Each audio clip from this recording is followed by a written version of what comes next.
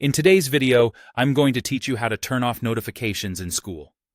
If your school alerts are piling up and distracting you, this walkthrough will help you take control so you only hear about what truly matters. We'll go from signing in to dialing down the exact types of notifications you receive, and even show you how to shut them off entirely if that's what you prefer. Start by logging into your Skool account. You can do this on a computer or mobile browser. Make sure you sign in with the account where you're actually receiving the notifications, so the changes affect the right place. Once you're in, head to the top right corner and click your profile picture. This opens a small menu where you'll select Settings. If your window is narrow and you don't see your profile photo, try maximizing the window or looking for your avatar icon. Choosing Settings takes you to the main Preferences area where you can personalize how Skool behaves for you.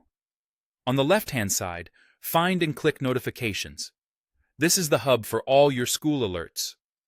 If you don't see the option right away, scroll the left menu. Sometimes it sits a bit lower depending on your screen size. Now you'll see a list of notification types. Skool typically groups these by activity, such as likes on your posts, new comments or replies, admin announcements, and event reminders. This is where you can fine-tune what you want to hear about. For each category, look for toggles or switches. Turning a toggle off stops that specific type of alert, which is great if you want to keep important updates, but mute the noise from things like routine likes. You can also choose how you receive notifications. Depending on your setup, you may have options like in-app alerts, email, or mobile push notifications. If email is cluttering your inbox, turn off email while leaving in-app alerts on, so you'll only see updates when you're actively using Skool. Prefer complete quiet? Use the controls here to turn notifications off entirely. That can be helpful during deep work or while you're away. As you adjust these settings, most changes apply immediately. If you see an option to save, confirm your choices before leaving the page.